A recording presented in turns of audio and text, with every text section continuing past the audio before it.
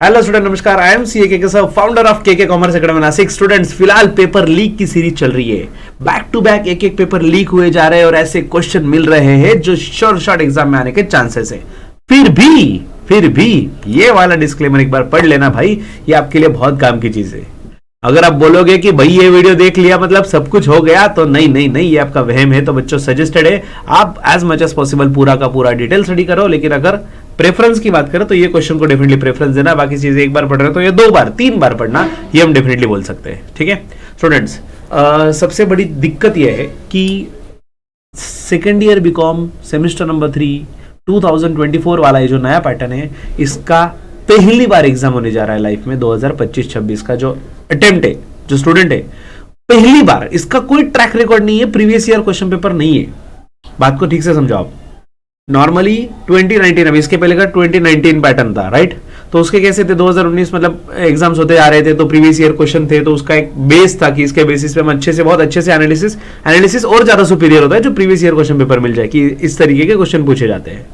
यहाँ पे pattern analysis करने के लिए कुछ बेस ही नहीं है, एक भी पेपर नहीं हुआ। You are the first student, पहली नया ताजा गरम सिलेबस स्टडी करने वाले पहले बच्चे हो, इसलिए ये रिकमेंडेड है। इसके अलावा भी आप पढ़ने की कोशिश करना। डन? चलो, so student, SPPU SY BCom semester 3 macro economics, 4 credit वाला मतलब 100 मार्क्स वाला सब्जेक्ट, इसका करते हैं पेपर लीक। सो सबसे पहले चैप्टर की बात करते हैं। फर्स्ट चैप्टर जो इसमें कवर्ड है, introduction to macro economics, then national income, Keynesian model in income determination and business cycle. ये 4 चैप्टर का सिलेबस है। अब इसमें CIE that is continuous internal examination, तो बच्चों आपका इंटरनल 30% का हो जाएगा। तो written, online PPT, project, assignment, tutorial, oral, open book test, किसी भी तरीके से हो सकता है इसमें से 2 तरीके से। तो 30 मार्क्स का आपका इंटरनल है और 70 मार्क्स आपको फाइनल एग्जाम के लिए रहेंगे, that is semester and examination. उस पेपर का पैटर्न अगर हम बात करें तो first and last question compulsory है, और बीच में जो 4 क्वेश्चन है 2, 3, 4, 5, ये 4 में से कोई भी 3 आपको अटेम्प्ट करने हैं। डन? ये 18 मार्क के लॉन्ग आंसर वाले क्वेश्चन है, तो बच्चों कम से कम 3 पेज, मिनिमम 3, 4, 3.5, 4 गए तो बेस्ट है। मिनिमम 3 पेज का आपको आंसर लिखना है जब 18 मार्क की बात आती है, और 6 मार्क के लिए भी एटलीस्ट आपको 1.5 पेज तक आंसर लिखना है। 5 मार्क के लिए शॉर्ट नोट्स, वो भी 1.5 पेज तक आपको लिखना है, और 18 मार्क के लिए तो 3 पेज तो मिनिमम है। मिनिमम ऑप्शन नहीं, you have to write it. ठीक है, करना ही करना है। ओके, नाउ स्टूडेंट्स, हम बात कर रहे थे पेपर पैटर्न, तो fill in the blanks. First question 6 marks वाला, वो भी कंपलसरी है, और बाद में बता दिया लास्ट वाला शॉर्ट नोट्स 5-5 मार्क के, वो भी कंपलसरी है। बस ऑप्शन में है क्या आपके लिए?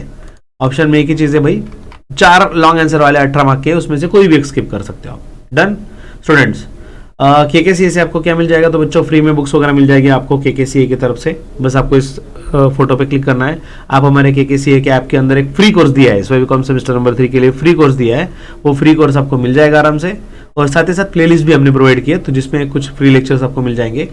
चैप्टर नंबर 1 के इंपॉर्टेंट क्वेश्चन पे आते हैं बच्चों, introduction to macro economics long answer के लिए। सबसे इंपॉर्टेंट क्वेश्चन, पेन पेपर लेकर बैठो बच्चों, 18 मार्क के क्वेश्चन है। Define the term macro economics and explain the scope and importance of macro economics.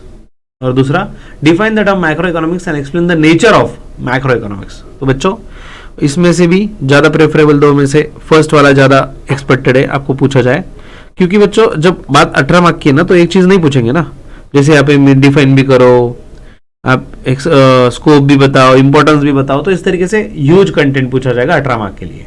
Done?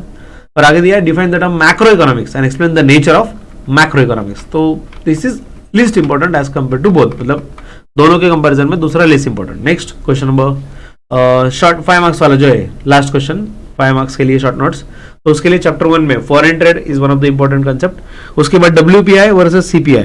सो बच्चों WPI बोले तो होलसेल प्राइस इंडेक्स, और CPI बोले तो कंज्यूमर प्राइस इंडेक्स। 5 मार्क के लिए ऐसा भी हो सकता है कि सिर्फ WPI पूछा जाए 5 मार्क के लिए, सिर्फ CPI पूछा जाए 5 मार्क के लिए, दोनों का डिफरेंस पूछा जाए 18 मार्क के लिए। मैंने इंटेंशनली दोनों कवर करवा लिया, wholesale versus consumer price index, क्योंकि दोनों में से एक ही पूछेंगे 5 मार्क के लिए, लेकिन दोनों करके रखो, परफेक्ट, बहुत जरूरी है, इंपॉर्टेंट है आपके लिए। Done? Next chapter number 2 national income की बात करते हैं 18 मार्क के लिए। First question, explain the term national income, state it's elements and importance.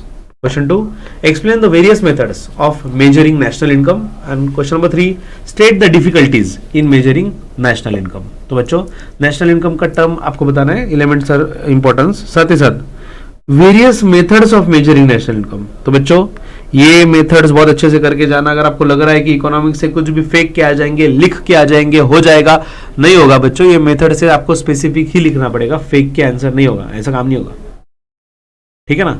You have to write perfect answers. Method से उनका नाम ही लगेगा, जो भी इनकम मेथड, एक्सपेंडिचर मेथड, जो भी होगा वही नाम लगेगा, वही एक्सप्लेनेशन जरूरी है। And state the difficulties in measuring national income. तो नेशनल इनकम मेजर करना कोई सीधी चीज नहीं भाई, इजी नहीं है। पूरे देश का इनकम निकालने चले हो, उसमें बहुत सारी डिफिकल्टीज है, तो ये भी बहुत इंपॉर्टेंट है एग्जाम पॉइंट ऑफ व्यू से। डन। नेक्स्ट लॉन्ग आंसर के बाद शॉर्ट नोट्स की बात करते हैं 5 मार्क के। सो जीडीपी, 3 सेक्टर मॉडल और circular flow of national income. तो बच्चों सर्कुलर फ्लो में एक्चुअली 2 सेक्टर, 3 सेक्टर, 4 सेक्टर वगैरह इकोनॉमी आता है। So circular flow of national income, 3 sector model of economy और जीडीपी। सो इसमें कंपैरेटिवली ज्यादा जो इंपॉर्टेंट लग रहा है वो फर्स्ट एंड सेकेंड है, जीडीपी और 3 sector model of economy. Done students, ये हो गया चैप्टर 2 की बात। अब आगे बढ़ते हैं चैप्टर 3 की ओर। बढ़ने से पहले बच्चों आप हमारा ऐप डाउनलोड करना बिल्कुल मत भूलना। केकेसीए नाम है, प्ले स्टोर, ऐप स्टोर दोनों पे है। और बच्चों साथ ही साथ इस आइकॉन पे क्लिक करके हमारा व्हाट्सएप ग्रुप ज्वाइन कर लेना, जो सेकंड ईयर बीकॉम वाले बच्चों के लिए बना है। ये पीडीएफ हमारे व्हाट्सएप पे आपको मिल जाएगा।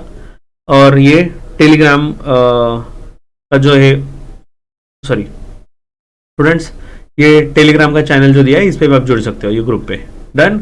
और बच्चों सबसे इंपॉर्टेंट चीज बस ये डिजिटल विजिटिंग कार्ड पे क्लिक कर लेना, जहां पे आपको केकेसीए की हर डिटेल मिल जाएगी। हमारा number, WhatsApp number, direction, mail ID, Instagram का पेज, यूट्यूब का पेज, ऐप का लिंक, हर चीज आपको मिल जाएगी और साथ में आप रिव्यू भी दे पाओगे, ठीक है।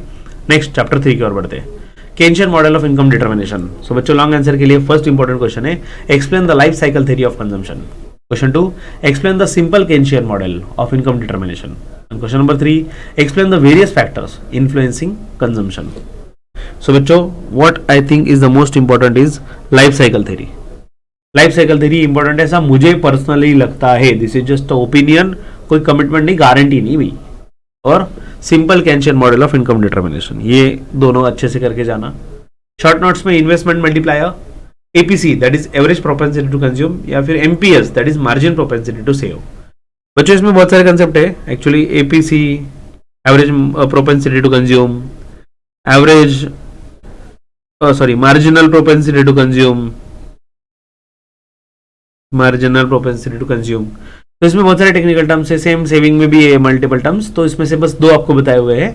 सो average propensity to consume, this is the most important. Investment multiplier is important, और एमपीएस भी कर लेना, margin propensity to save. Done. और लास्ट चैप्टर नंबर 4 में बच्चों लॉन्ग आंसर के लिए जो इंपॉर्टेंट है वो है सबसे पहला define business cycle, describe its various phases of business cycle.